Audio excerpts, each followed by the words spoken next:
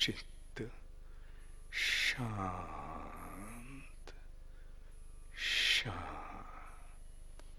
गहरी शांति, मात्र शांति, शांति, शांति, शांति, शांति।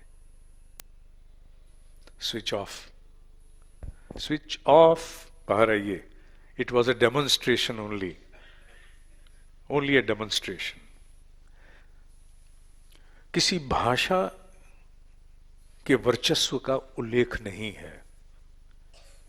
वस्तुतः उस विज्ञान की ओर संकेत है जिसके आधार से संस्कृत की रचना हुई। हमारे ज्ञानियों ने जो कुछ तरंगों में अनुभव किया उन्हें अक्षर दिए, तरंगों को अक्षर दिए गए, ना कि अप्राकृतिक रूप से आर्टिफिशियली शब्दों को गढ़ा गया। We have not coined a language, it has come to us. ज्ञानियों ने तरंगों का अनुभव किया, उन तरंगों के साथ निकटवर्ती ध्वनियों के अनुरूप अक्षर और फिर शब्दों की रचना हुई। कृत्रिम नहीं है कुछ। जो भाव तरंगे गहराई से अवतरित शांति शब्द से हो जाएंगी, वो रिलैक्स, हार्मनी, स्टिलनेस, चेष्टा करने पर भी उन स्थापनाओं को प्राप्त नहीं कर पाएंगे। और यही अक्षरों का तरंगों के साथ संबंध है। अक्षरों का तरंगों से विवाह हो चुका। हर अक्षर अपनी तरंग से विवाहित है। बीच में एक मैट्रिमनी कंपनी है जिसका नाम ग्रंथि है, मैच मेकिंग, शादी.com। वो शादी.com का काम ग्रंथियां करती हैं।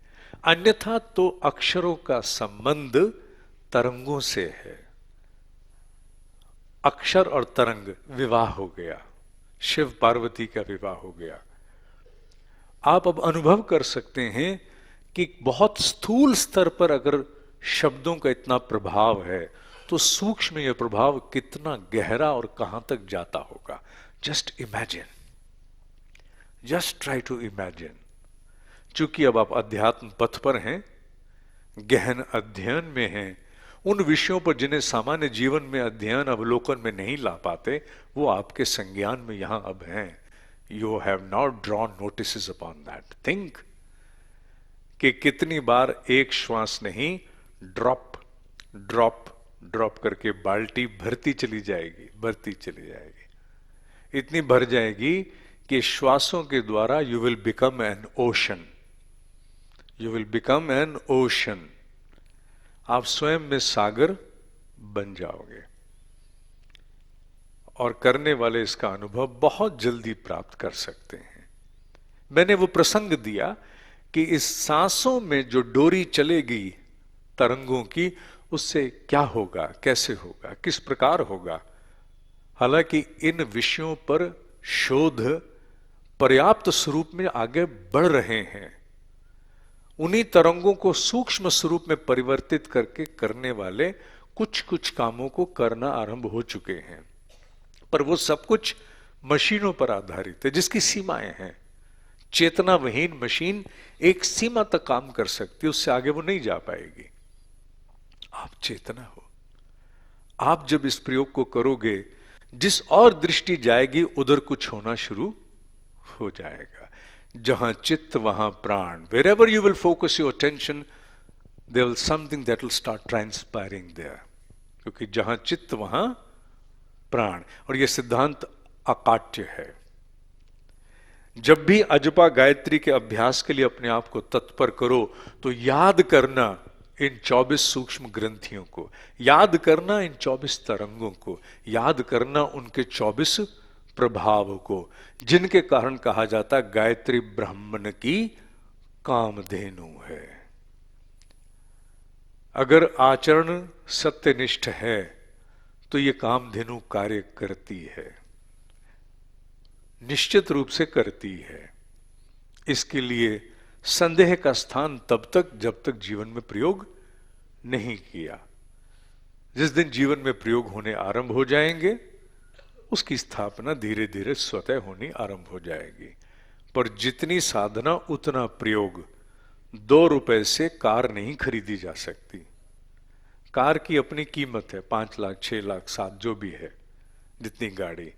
2 रुपए की जितनी साधना से आप कार जितने बड़े संकल्प का निर्वहन नहीं कर पाओगे। जो जो साधना एकत्रित होगी, उसकी पूंजी एकत्रित होगी, तो आपकी साधना में, let me add over here, not required but still I am adding, आपकी साधना की पूंजी में बहुत लोग निवेश करने आएंगे। लोग पैसा कहां लगाना चाहते हैं? जहां उनको लगे कि हां एश्योर्ड रिटर्न तो बाद की बात है, पर सबसे पहले देखते हैं कि जाने के बाद यहां पूंजी सुरक्षित है। पूंजी सुरक्षित है, यहां बन रहा है, हैपनिंग्स आर हैपनिंग हियर, कुछ हो रहा है, भांपते हैं और फिर पीछे पड़ जाते हैं, हमारे भी लगा लो, 10 पैसे हमारे भी लगा दो, 15 पैसे हमारे भी लगा दो। जैसे से साधना प्रबल होती है तो आपके साथ पूंजी लगाने वाले और भी बहुत आ जाते हैं। पूंजी लगाने वाले क्या केवल शरीर में होते हैं? नहीं, पूंजी लगाने वाले अशरीर में भी हैं। पंचकोशों में जिनके अस्तित्व बने हुए, जिनके पास पूंजी है, वो ऐसे माध्यम ढूंढते हैं। और साहब इसके पास तो इन्वेस्टर्स की लाइन लगी रहती है, भीड़ बनी रहती है। ये सब कुछ क्या केवल पैसे के जगत में होता है? संपदाओं के जगत में होता है, अध्यात्म के जगत में तो और भी अधिक होता है। क्योंकि उन्हें भी मालूम है कि हमें धन्य होना है, क्योंकि ये भाव आधारित सृष्टि है। हर व्यक्ति का पोषण, अंतिम पोषण भाव है। It is the deep gratification of your own inner self and nothing else. What do you cherish from any object? A gratification. अहंकार की पूर्ति भी क्या है? It is a gratification. It's only gratification. और ग्रेटिफिकेशन किसकी होती है? तुष्टि, पुष्टि किसकी? भाव की। किसकी? भाव की। और काहे की? अंत में निष्कर्ष कुल योग निकाल लो, किसका? भाव का। क्योंकि हमने कभी सोचा नहीं, इसलिए जाना नहीं कि अंतोद्गत्वा ये संतोष, ये तुष्टि, ये पुष्टि किसको मिलती है? अंगूठे को, नाक को, आंख को, कान को?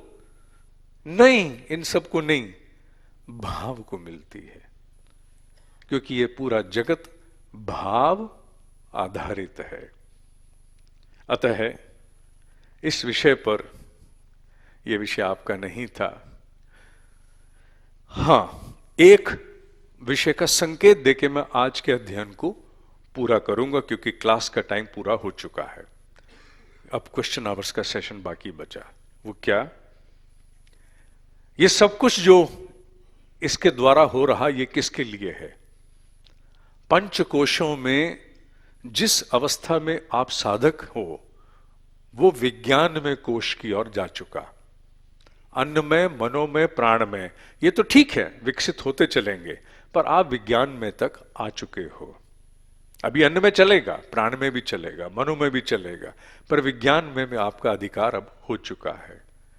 विज्ञान में कोश ही वो स्थान है जहां से अंतिम छलांग जब कभी भी लगेगी, आज लगेगी तो 10 जन्म बाद लगेगी, तो छलांग विज्ञान में कोश से ही लगेगी। जो साधना आप सुबह कर रहे हो, वो साधना, जो युक्ति युक्त साधना विज्ञान में कोश की आप कर रहे हो, वो अंतोद्गत्वा यही है। अजपा गायत्री विज्ञान में कोश की साधना में बहुत बड़ा दायित्व का निर्वहन करती है। अजपा गायत्री विज्ञान में कोश की यात्रा में एक साधक को इतना बड़ा बल देती है कि जिसकी सीमा नहीं है। क्यों? क्योंकि इस शरीर में ही हमारे सूक्ष्म अंग अवयव, बेटा बंद कर दो इसको लाइट, हमारे सूक्ष्म अंग अवयव वो धीरे धीरे ढीला होना शुरू होते हैं।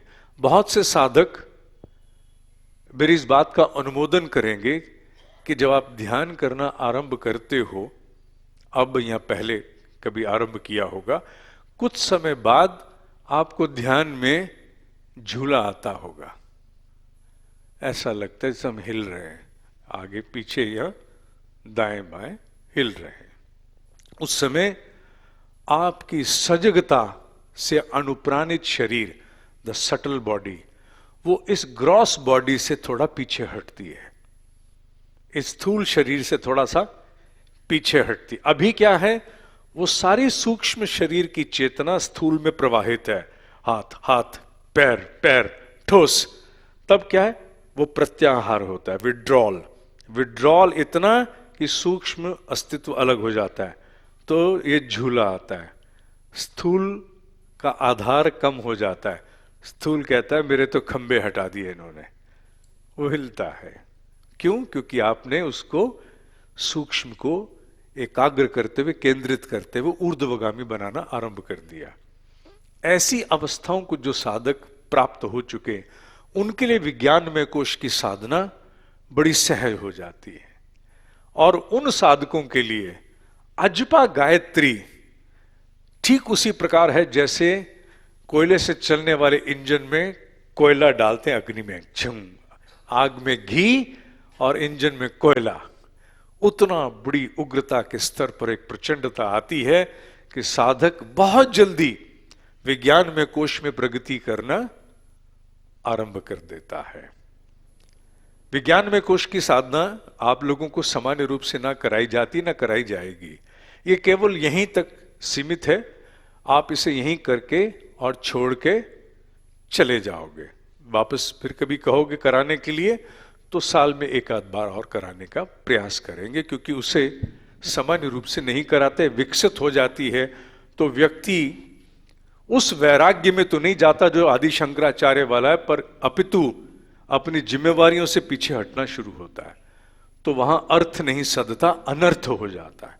इसलिए इस प्रकार की साधना या इसके और विकसित स्तरों को अधिकांशतः नहीं कराया जाता, क्योंकि फिर भीतर से ही इतना कुछ प्राप्त होना शुरू हो जाएगा।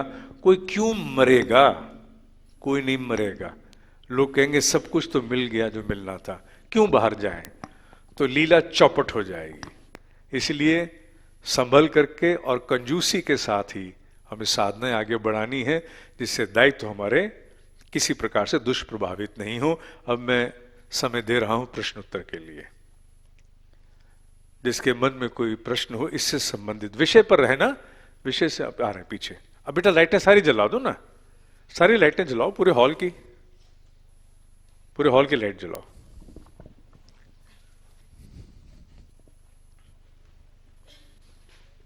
पीछे प्रश्न पूछा है किसी ने, हाथ खड़े हैं पीछे। तीसरा जी एक माइक लो, आप जरा आओ ना, एक माइक लो। तीसरा जी का परिचय करा दूंगा, आपका परिचय नहीं हुआ। इधर आओ ना, इधर आओ। नहीं, इनका नाम देशराज, द से देशराज, द से दिनेश। और जो सबसे बड़ी बात है, ये मुझसे आधा घंटा छोटे हैं। आयु की दृष्टि से ये मुझसे आधा घंटा छोटे हैं। और सोनीपत ले जाने वाले मुझे सन 1999 में यही थे। सिंडिकेट बैंक में कार्यरत थे। इनका एक सहयोगी मुझे जबरदस्ती ले गया। ये काउंटर पे कैश बांट रहे थे और मैं इनके काउंटर पे पहुंचा और इनको इनके गले के साथ ही बाहर निकाल लिया। और फिर उसके बाद ये सोनीपत गए। जब आरंभ में हमने कार्यक्रम आरंभ किए थे, दिल्ली शुरू हो चुके थे कार्यक्रम, तो जिस स्कूल में हम प्रोग्राम करते थे वहां 8-10 लोग आते थे, जिन्हें ये बहुत रिक्वेस्ट करके आ जा, मेरे मुंह को आ जा, तुम मेरे मुंह को आ जा, मेरे मुंह को। हम दोनों चेयर साफ करते थे, दोनों मिल करके आने वालों के लिए। और हम 40 मिनट पहले पहुंचते थे समय से। लोग बहुत देर से आते थे। ये अपने घर से चाय बना के लाते थे और ये सालों चला, ये सालों यथावत चला। तो ये मुझसे आधे घंटा छोटे हैं, रहेंगे छोटे आधे घंटा। बिल्कुल छोटा इन्होंने तो मुझे सोनीपत से पकड़ा है आगे पार लगाने के लिए। तो मैं तो नहीं, ठीक, चल नहीं लोगों को दे। गुरुजी, अभी आपने बताया कि जो मेडिटेशन करते हैं लोग और उसके बाद झूलता है उनका शरीर, जिस तरह से बताया, तो अनर्थ का अनर्थ ना हो जाए जैसे आपने बोला, तो क्या कोई साधन है कि वो अनर्थ को रोका जा सके? नहीं, ये मैंने उस उपलक्ष्य में नहीं कहा कि झूलने वाला। ये मैंने कहा जो विज्ञान में कोश की साधना आप सुबह कर रहे हो उसको और आगे ले जाना या उस पर और प्रगाढ़ हो जाना, उससे फिर दायित्व छूटते हैं जी, जीवन के दायित्व छूटते हैं, वो नहीं छूटे, इस उसको मैंने अर्थ अनर्थ कहा। उसी दायित्व को बचाने के लिए जैसे हम तो करेंगे, हमें तो पता नहीं, हम साधक हैं, अगर हम करते हैं इस साधना को लगातार करते हैं अपने जीवन में, तो वहां तक अपने आप को ना ले जाए कि हम अपने दायित्व ही भूल जाएं, उसका पूछना था कि उसके लिए किस तरह से हमें करना चाहिए, कहाँ तक अपने आप को उन दायित्वों के। मुझे बोध होता है, मैं अपनी बात तक सीमित रहूंगा, लंबा क्षेत्र है, इस प्रश्न का क्षेत्र बड़ा लंबा है जी, पर मुझे जब बोध होता है किसी साधक का, तो मैं उसकी साधना छुड़ानी शुरू करता हूं। This is a fact. I start abstaining them from their sadhana. उसके लिए मैं उनको भटकाऊं, चाहे किसी और साधना में कुछ कहूं, कुछ और करने के लिए कहूं, पर जैसे मुझे लगता है कि अब इसके दायित्व तो भी बाकी हैं, the first thing I ask is what is your age, what is your responsibility. यह प्रश्न मेरा लगभग सबको होता है जब कुछ पूछते हैं। उसके बाद मैं निर्णय करता हूं कि अब मुझे इनको क्या उत्तर देना है। पता लग गया अभी दायित्व तो बाकी हैं, साधना भटक रही है, तो दिशा दे देता हूं मैं। Then I don't allow them to go. तो as an individual I do this, that's all. गुरुजी, दान के बारे में बताया, सामान्य स्तर पर दान के बारे में क्या चीजें ध्यान देनी चाहिए? ध्यान के बारे में दान दान दान बताया, दान के बारे में। दान लेने वाले की बात मैं कह सकता हूं, दान देने में तो आपका विवेक बहुत महत्वपूर्ण है। हमारे यहां करुणा और दया जितना दोहन इनके नाते हुआ अविवेकी स्वरूप में, जहां देने योग्य था वहां हमने नहीं दिया। जहां से किसी को सबलता मिल सकती है वो हमने नहीं दिया। जहां से किसी का हम पोषण कर सकते हैं वहां दिया हमने। माने कि वहां दिया जहां वो कंबल लेके अगला दुकान पीछे लगी वो दे आएगा, वहां देने की चेष्टा नहीं की जहां से वो कंबल खुद कमाने, खुद खरीदने लायक सबल बन सके। दान और करुणा का सबलता से संबंध है, ना कि कोई आप पर आश्रित हो जाए। किसी को आप अपने ऊपर आश्रित कर लेते हो तो वो तो अभिशाप बन जाता है। सबलता देनी है, दान माने सबलता देना। अब उदाहरण के लिए किसी साधक, बहुत एक समर्पित साधक कलकत्ता की नहीं आई, उनके पति का देहांत हुआ तो उनको मन में था मुझे जप कराना है। तो हमारे यहाँ एक सात्विक पंडित जी हैं, मैं उनको मिलवा देता हूँ, तो वो उनके लिए जप स्वयं कर, वो जाने और वो जाने, मेरा परिचय कराने से सात्विक व्यक्ति है, करा लो। अब वो जो पंडित जी हैं, जब मूल्यांकन करना होता है तो मैं पूछता हूँ कितना जप करवा रहे हो? साहब 11,000 का जप है। पंडित जी कौन सा जप है? ये जप है। बड़ा सात्विक व्यक्ति है। कितने समय लगेगा? 3 घंटे रोज 11 दिन तक। तो 3 घंटे का एक औसत निकाल करके 11 दिन के हिसाब से मल्टीप्लाई करके, साहब आप इनको अगर समय अवधि ज्यादा है तो 11,000 दे देना, 5100 दे देना, एक जैसे कहते हैं ना वर्किंग आवर्स के हिसाब से वो उसको दे दिया जो उसका पारिश्रमिक बनता है। इससे वो सबल बना रहेगा वो इंस्टीट्यूशन इस प्रकार के काम को करने के लिए। पंडित जी ने कुछ किया कि नहीं किया? रख लो पंडित जी, बस आप रख लो, बस हाथ रखो यहां, हाथ रखो यहां, ये पकड़ो। तो होता क्या है, धीरे धीरे आप सोच के ये देते हो कि मैंने अपने बहुत बड़े सत्कर्म का निर्वाह किया। अभी तो आप क्या कर रहे हो? आप जड़ों में कच्ची लस्सी डाल रहे हो। तो दान देने वाले को विवेक पूरित होकर दान देना चाहिए। दान लेने वाले के विषय में तो कहना कठिन है, क्योंकि वो एक अलग साम्राज्य है जिस पर बोलने की मेरी क्षमता नहीं है। मैं देने वाले के लिए इतना पुट कह के वाणी को विराम देता हूं। जो सबलता दे वो दान तो स्वयं भी धन्य होगा। और इसका पूरा उल्लेख हमारी भगवत गीता में है, इसका पूरा उल्लेख है इसका। तो सबलता मिलनी चाहिए ताकि जिसके व्यक्तित्व के निर्माण के लिए जहां कहीं भी दान दिया जा सके दो। पर हमारे यहां दिक्कत क्या है, हम दान के साथ करुणा को जोड़ के जो अपने आप को दिखाता है मैं टांग टूटी हुए वे, no that has become a profession, that has become a profession. वो होता क्या है कि सबलता को हम नहीं देते, हम उसको देते हैं जहां हमारी करुणा सहज प्रवाहित होती है। मेरे ब्रह्म ऋषि कहा करते थे, और ये बात बड़ी महत्वपूर्ण है, मनुष्य की सेवा के लिए दो क्षेत्र हैं, दान से जुड़ी विषय है, पीड़ा निवारण, पतन निवारण। पीड़ा निवारण के लिए सब कोई देना चाहता है, देना भी चाहिए, क्योंकि पीड़ा निवारण में लगता है कि हो दिया। पतन निवारण कैन नॉट बी मेजर्ड। अब कोई बच्चा है, जैसे बच्चों की शिक्षा दीक्षा के लिए खर्च करने के लिए मुझे बहुत से लोग पूछते हैं आपने कोई काम बताना है, काम बताना है, काम बताना है, मुझे बस कुछ लगाना है, तो ठीक है, मैं कहता हूं कन्या की संस्कार के लिए कर दो, कन्याओं को विद्या के लिए जाओ, जहां कहीं कन्याओं की पढ़ाई होती है वहां जाके दे आओ, ये वो समझ लो मेरे को दे दिया, जाओ कन्याओं को दे आओ। अब ये मेजर नहीं किया जा सकता, पीड़ा मेजर हो जाती है, रिलीफ मेजर कर लेते हो। पतन निवारण is a time taking process. वो बच्चा कितने सालों में पढ़ करके बड़ा होगा, हुआ कि नहीं हुआ, आप देखने गए नहीं गए, तो पतन निवारण को पोषित करने वाले लोग बड़े कम हैं, जबकि दान का वस्तुतः अधिकारी है जो पतन निवारण का काम कर रहा है। उसने सबल नागरिकता का निर्माण करके देना है, सबल समाज का निर्माण करना है। पीड़ा के चक्कर में बहुत दुकानदारी भी चल गई। आप गूगल पे जाते हो, किसी भी एडवर्टीजमेंट पे जाते हो, तो वहां आपको एक माँ का चेहरा एक बच्चे के साथ दिखाई देता है, और वो डोनेशन वाले उस रूप में होते हैं। वो जेन्युइन फोटोग्राफ होगी, पर वो जेन्युइन फोटोग्राफ 3-3, 4-4 महीने तक चलती है, because it is an advertisement. अब उस नाते वो कितनी राशि कहां कैसे प्रोक्योर हुई नहीं पता लगता, पीछे जाओ तो बहुत कुछ और निकल के आता है। तो दान के दृष्टि से जब कभी भी दान दो तो विवेक से दो, अन्यथा आपका दान भी मिट्टी हो जाएगा। आपने पुरुषार्थ से कमाया, आप तो कल्याण के लिए देना चाहते, और जिसको भी दो चेष्टा करो पीड़ा निवारण के लिए दो, पर उससे अधिक क्षमता पतन निवारण की देखो।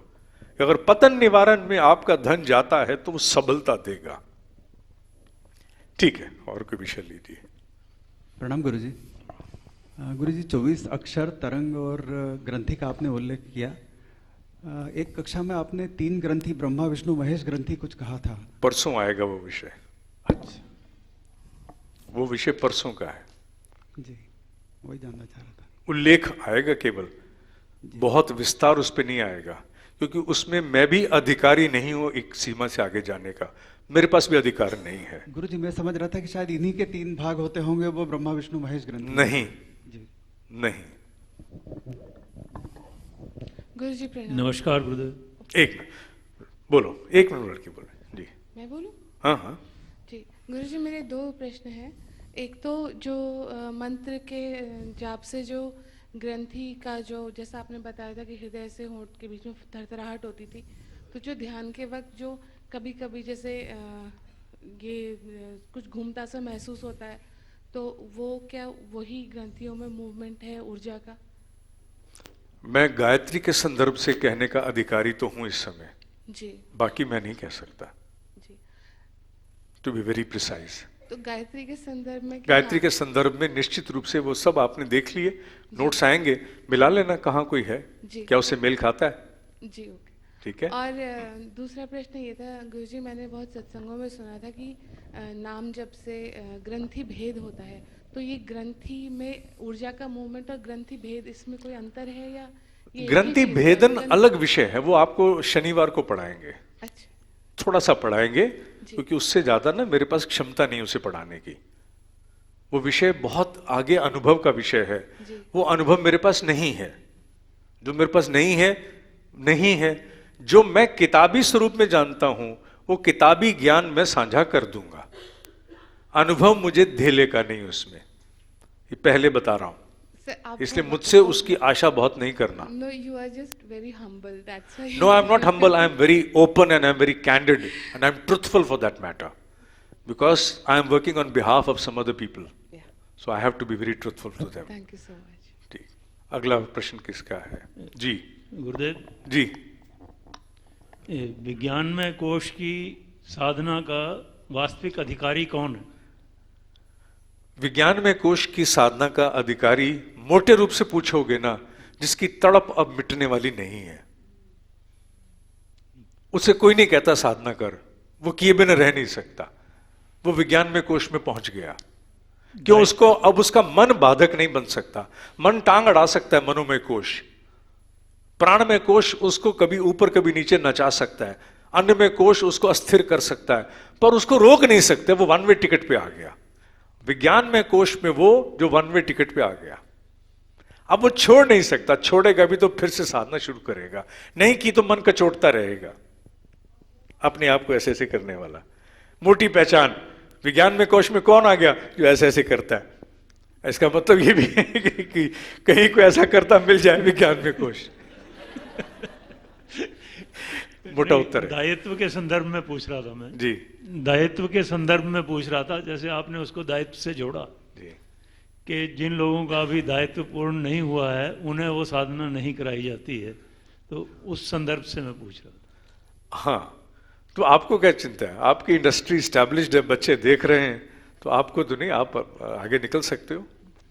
थैंक यू जी। प्रणाम गुरु जी कहाँ पर हैं? जी। यहाँ हाँ जी। जब हम ध्यान करते हैं और जप और ध्यान एक साथ जब चलता है और जब गहरे उतर जाते हैं तो शरीर में एक हल्कापन तो आ जाता है, लेकिन उसके बाद एक चीज़ होती है कि झटके से लगते हैं, जैसे लगता है कि गिर जाएंगे अचानक। तो ये प्राण का ऊर्ध्वगमन जब होता है तो इस प्रकार के अनुभूतियां होती हैं। कई बार शरीर की संरचना बीच में बाधा बनती है, उस स्वरूप में मेरुदंड सीधा नहीं होता मान लो, तो क्या होगा कि वो ऊर्ध्वगमन जब हो रहा तो उसका प्रभाव जहां कहीं अवरुद्ध होगा वो झटके भी दे सकता है। तो सूक्ष्म शरीर और स्थूल शरीर दोनों जुड़े तो हुए हैं ना, तो स्थूल भी कई बार बाधा बनता है उसमें, और इस प्रकार के झटके इत्यादि आना स्वाभाविक है, बट डरने का विषय नहीं है। इसमें कुछ हमें ध्यान देना चाहिए, जैसे शरीर के पोस्चर में या कुछ इस तरह कुछ ध्यान देना चाहिए हमें। धीरे धीरे चेष्टा करो पश्चिमोत्तानासन लग सके, धीरे धीरे चेष्टा करो कमर सीधी लंबे समय तक धनुष की भांति रहे। जब भी बैठो ध्यान आए तो कमर को धनुष बनाओ। धनुष बनाने का तात्पर्य क्या है? इस प्रकार से बनना चाहिए। ये धनुष है। धनुष यूं नहीं होता, कभी कभी धनुष को ऐसे देखा है? नहीं, ऐसे होता है ना, like a small arch, small arch. तो ये स्मॉल आर्च है, ये अर्जुन का गांडीव यही है। वो गांडीव नहीं है जो तीर कमान वाला, ये गांडीव है। इसी को गांडीव बना करके और हमें कहा गया गांडीव उठाओ अर्जुन, गांडीव उठाओ, ये गांडीव है। It's a small arch. ये आर्च बननी चाहिए, स्ट्रेट यूं नहीं होता, आर्च। जी जी, समझ में आया। धन्यवाद गुरुजी प्रणाम जी। गीता में कहा है कि अंत काले च मामेव स्मरेण मुक्त्वा कलेवरम यह प्रयाति समद्भावन याति नास्तिकेतर संशय। तो अजप गायत्री मंत्र से आपने मोक्ष की चाबी दे दी, ऐसा मैं मानता हूँ। उसमें आपका क्या प्रकाश डाल दे सकते? जैसे अंतिम काल कहते हैं, अंतिम क्षण श्वास छोड़ने का, भगवत गीता की इस श्लोक की विवेचना ये निकलती है, it takes entire life to prepare for that last moment. Entire life, पूरा जीवन हम प्रयास करें तब जाके उस अंतिम क्षण का निर्माण होता है। अंतिम क्षण, केवल कृष्ण जी हैं कहीं? एक मिनट आओ मेरे पास, केवल कृष्ण जी। अंतिम क्षण का निर्माण, ए लड़के माइक्रोस्कोप, जब माइक्रोफोन देना जल्दी से लाओ। अंतिम क्षण का निर्माण यूं ही नहीं हो सकता। अंतिम क्षण का निर्माण करने के लिए पूरा जीवन आचरण रहेगा तब, अन्यथा अंतिम समय पर आसक्तियां इतनी हावी होंगी कि पास खड़े गीता पढ़ेंगे, पास खड़े राम राम बोलेंगे, पर जीव की इंद्रियां अंतर्मुखी होकर के आसक्तियों में ही लिप्त रहेंगी। तो यह कहना कि केवल लास्ट मिनट पे हो गया, हमारे यहां इसीलिए कहते हैं, सी हाउ किस प्रकार से चीजें अभिशप्त हो जाती हैं। हमारे यहाँ कोई जाने लगता है तो हम क्या कहते हैं, 18वां अध्याय सुना दो। क्यों? अब 17 चैप्टर्स का तो इसका सुनने का टाइम नहीं बचा, 18वां अध्याय बोलो। कोई 17 का टाइम ही नहीं है, कोर्स पूरा नहीं हो सकता, 18वां शुरू करो। अच्छा, बोलने वाले को भी जितना आता है वो बोलता जाता है, उसको सुनाई पड़ रहा है। उसकी इंद्रियां अंतर्मुखी जा चुकी, जीभ गई, आंख गई, कान गई, उसे पल्ले पड़ रहा है। उसे तो इस समय आसक्तियां याद आ रही हैं। ये वही वाला जोक है, जोक याद करो, सुना होगा पहले आपने। जा रहे थे सेठ जी और जाते समय वो पूछ रहे हैं, बड़का कहाँ है? बाबूजी मयूरा। तेरी घराड़ी? मयूरी बाबूजी। अरे मझला कित है? मयूरा बाबूजी। छोटा कित है? बाबूजी मयूरा। गाली देके कहने लगे, अरे दुकान पे कौन है?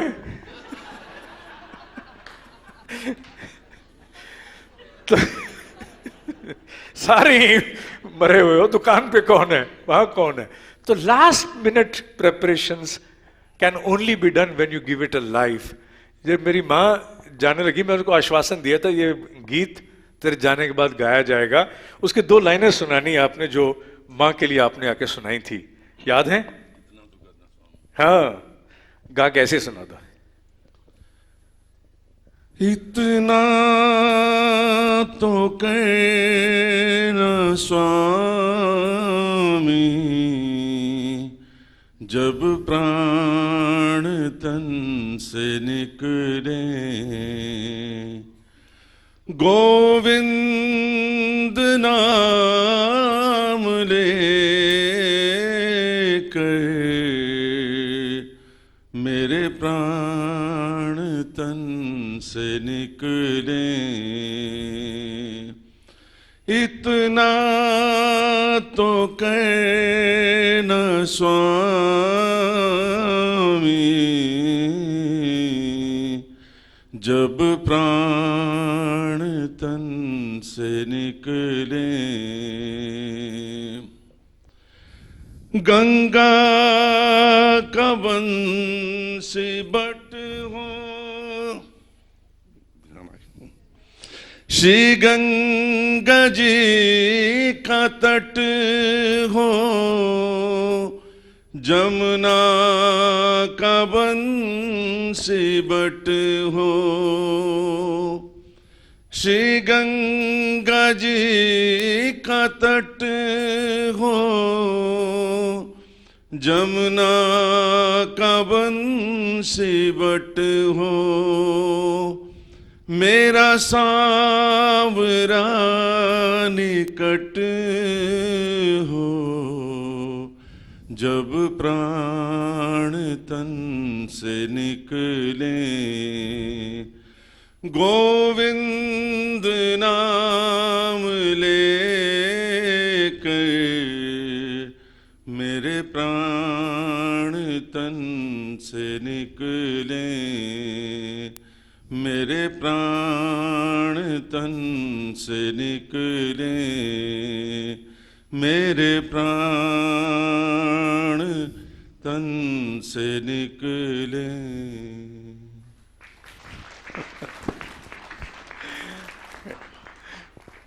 मेरी माँ के जाने के बाद इन्होंने बड़े भावपूरित होकर ये गाया था। पर इसकी तैयारी आयु पर्यंत से होती है। These are not last minute assignments, not at all. इसका तात्पर्य है कि उस अंतिम क्षण के निर्माण में पूरा जीवन जाता है, पूरा जीवन जाता है। ये इसका मर्म है। जी।